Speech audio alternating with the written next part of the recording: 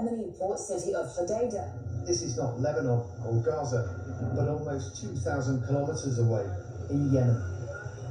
The target, one of the country's biggest ports and 2 power stations. As you point out, this hasn't happened in like 50 years the way it's happening now. Reports from Yemen say at least 4 people have been killed in Israeli airstrikes. Almost 30 people were wounded in the attacks.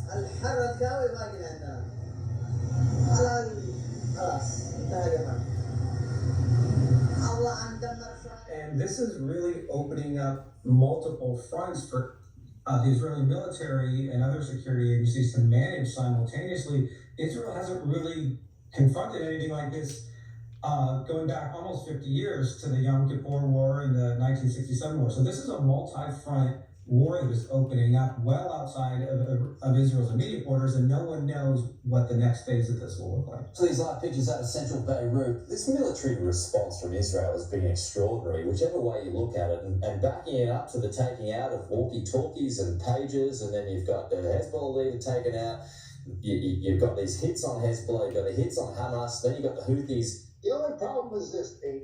I think the Israelis have got themselves a forever war. So they're going to be on a war footing for many years. They probably already had one, though. They probably already surrounded by enemies. Officials in Lebanon say almost 800 people have been killed by Israeli strikes since Monday. The US has described Nasrallah's death as a measure of justice for his many victims, but it's calling again for diplomacy. Speaking yesterday, the Houthis' military spokesperson Yahya Saraya said they wouldn't stop until Israel ended its aggression against Gaza and Lebanon. More than 1,000 people, including at least 90 children, have been killed in Israeli attacks on Lebanon in the past 2 weeks. The Israeli military has continued intensive strikes across Lebanon today, including pre-dawn strikes in Beirut. And now this morning, the IDF says it killed another high-ranking Hezbollah official. Of course, it comes just a day after Hezbollah confirmed its longtime leader was killed. The Israeli military says that it has assassinated all of these senior Hezbollah commanders. Israeli fighter planes are unchallenged in the skies over Lebanon. They strike targets at will. 2 strikes this evening went back into the same neighborhood where Nasrallah was killed. Israel says a commander in the Hezbollah intelligence operation, Khalil Yassin, was killed. The IDF says Hezbollah and Nasrallah chose violence when they fired into Israel almost a year ago. Today's strikes in Yemen highlight another dangerous front in a war that threatens to engulf the region. I don't remember anything like this either, with, again, these multiple fronts happening and no clear end in sight. This is a really dangerous moment for the region, and it's not clear what Israel's objectives are for any of these multiple fronts they are now engaged in. But it comes just days after the U.S. proposed a 21-day ceasefire that Israeli Prime Minister Benjamin Netanyahu seemingly ignored during his UN speech Friday in New York. We will continue degrading Hezbollah until all our objectives are met. But one military analyst says it could lead to another major escalation, with Hezbollah showing no signs of surrender. This could be a major war. Hassan Nasrallah came into power because of a previous assassination. There are lots.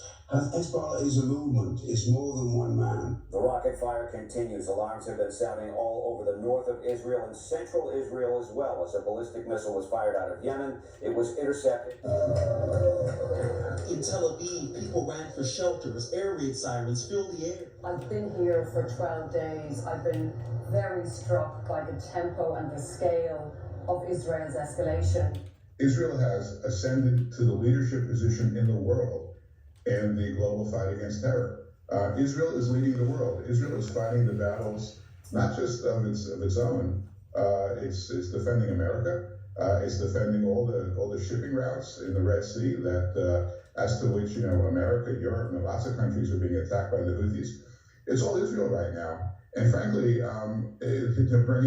they're bringing blessings to the world. They're bringing security to the world, and in America, it's just a vacuum, and it's a shame because while Israel's doing a great job, it really is America that should be leading this fight, not Israel.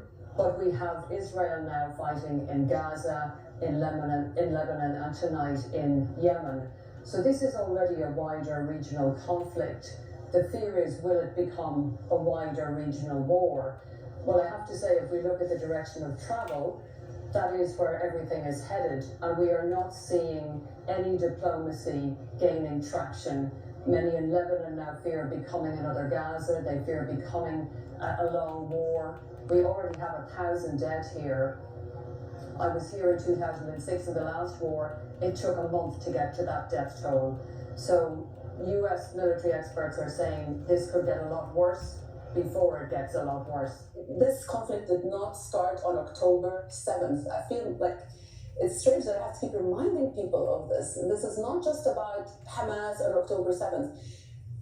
If Hamas was to disappear tomorrow, this conflict would continue. You know, this conflict long predates Hamas and will likely outlive it.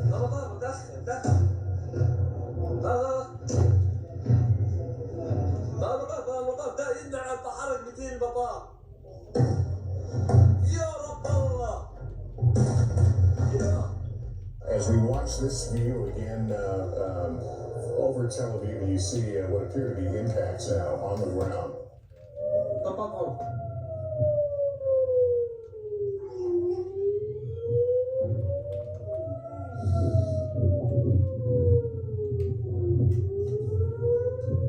We suspected that there would be attack, but this is significantly larger.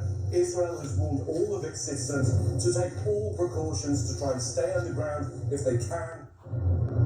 Okay, guys, we gotta get off the roof. These are coming down right next to us here.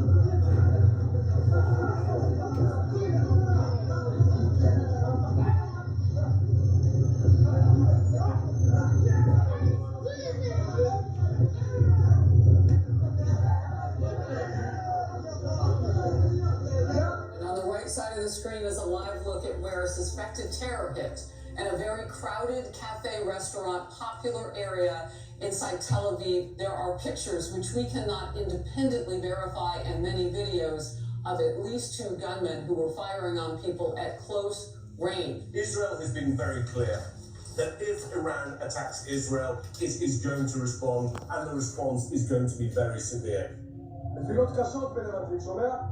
Whoa, whoa, whoa, whoa, whoa, whoa! אנחנו נופל לנבטים, אני הולך למתקפה אחת החלקות.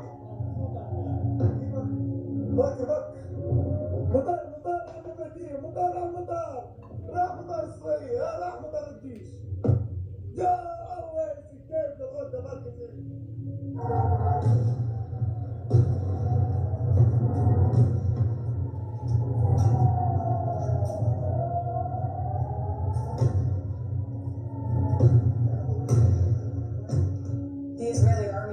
Confirms nearly 200 missiles were launched into Israel from Iran. Iran's Revolutionary Guard is saying the missile launches are in retaliation. I think we're in a very, very dangerous moment for the Middle East, and it will affect America, it will affect Europe.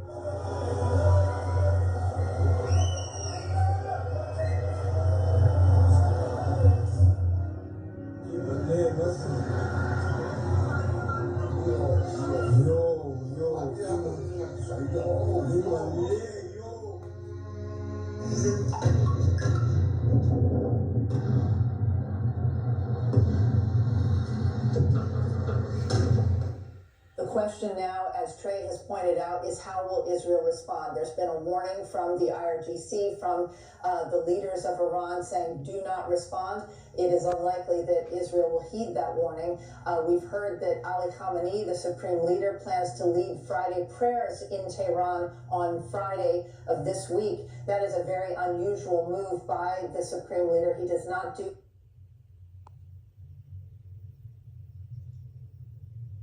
Former President Donald Trump today, again, referring to the conflict as a possible World War III. A short time ago, Iran launched 181 ballistic missiles at Israel, and we I've been talking about World War III for a long time, and I don't want to make predictions because the predictions always come true. We're not going to make, but they are very close to global catastrophe. We have a non-existent president and a non-existent vice president who should be in charge, but nobody knows what's going on.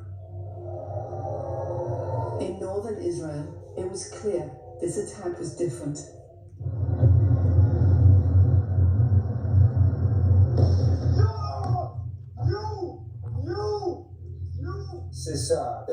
This is tough now. Right now in October, world seems like it's falling apart.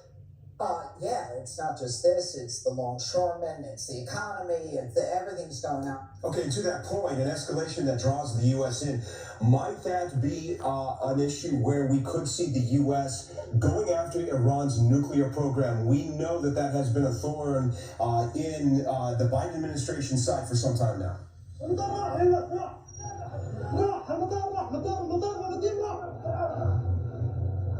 Okay, guys, we gotta get off the roof. These are coming down right next to us here. It was Prime Minister Netanyahu vowing to retaliate against Iran for the attack. But Israel has not had an attack like this from Iran in its history. And the mood of defiance there you heard from Benjamin Netanyahu suggests that Israel is going to respond with force. It's another incredibly dangerous moment in a conflict now which has lasted almost exactly a year and is spreading across the Middle East. Iran says it was in retaliation for the assassinations of the leaders of Hezbollah and Hamas in recent weeks. And as Israeli air defenses were fending off the missile attack, the shooting on the ground in Tel Aviv has left 8 people dead and 9 people wounded. At least one shooter reportedly got off of mass transit and opened fire using a semi-automatic rifle. The United States played an active role in Israel's defense. The country says 90% of those missiles hit their targets, the U.S. confirming our forces helped to defend against the attack. And again, this is significant because it is the first time, according to Iranian state television, that the Iranians used the Fatah 4 hypersonic ballistic missile. Back in April, when Iran attacked Israel, they didn't use hypersonic ballistic missiles of this caliber, the latest that they have in their arsenal. The military says that there have been other strikes, but as far as we know, and a very sad irony, the only person killed. It is Thursday, October 3rd, 2024, and I have an emergency alert to share with you guys. Right now it is 31 minutes past midnight here in the eastern United States, and we have some major breaking news coming in from Syria. So it appears that Israel has struck a Russian air base in Syria, the Khmamim air base. I don't know if I'm saying that right. This is in the Latakia section of coastal Syria, and we're hearing from various credible sources, including Sky News Arabia, that a Russian weapons or ammunition depot was hit. Okay, so here we have a picture showing some of the ammunition and weapons cooking off after this Israeli airstrike on the Russian weapons depot. Here we have some video footage. Let me play this for you.